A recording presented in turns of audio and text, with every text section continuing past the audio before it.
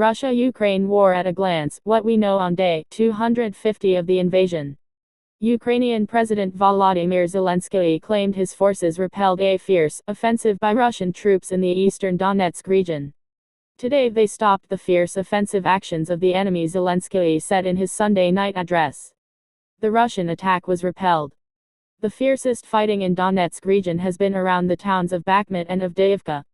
Russia's Black Sea flagship vessel, the Admiral Makarov, was damaged and possibly disabled during an audacious Ukrainian drone attack over the weekend on the Crimean port of Sevastopol, according to an examination of video footage.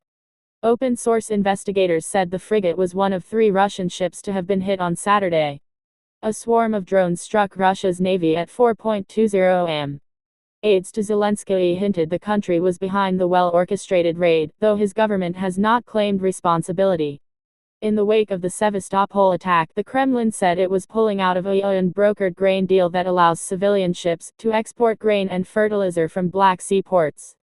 Russia claimed it could not guarantee safety of civilian ships traveling under the pact after the attack on its Black Sea fleet.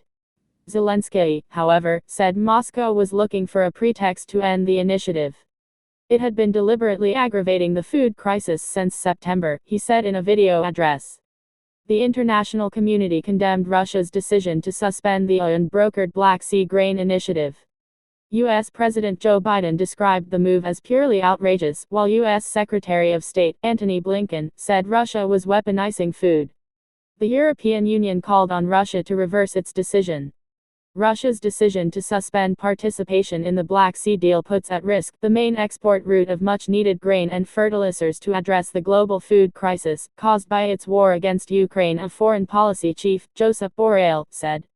The UN Secretary-General, Antonio Guterres, said he was deeply concerned by Russia's suspension of the deal and delayed his departure to attend the Arab League summit in Algiers for a day to try to revive it. Russia requested a meeting on Monday of the UN's Security Council to discuss the issue.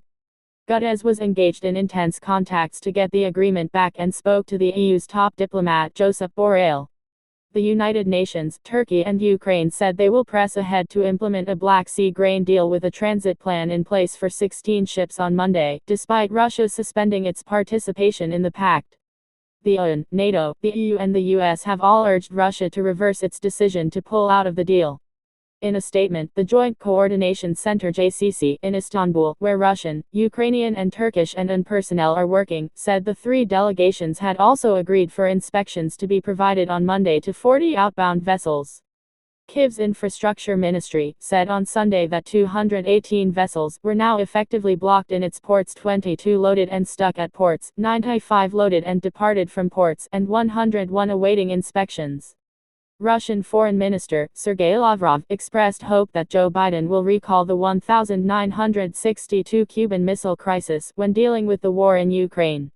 In an interview for a Russian state television documentary on Sunday, Lavrov said there were similarities between the ongoing war in Ukraine and the 1962 confrontation. I hope that in today's situation, President Joe Biden will have more opportunities to understand who gives orders, and how, Lavrov said.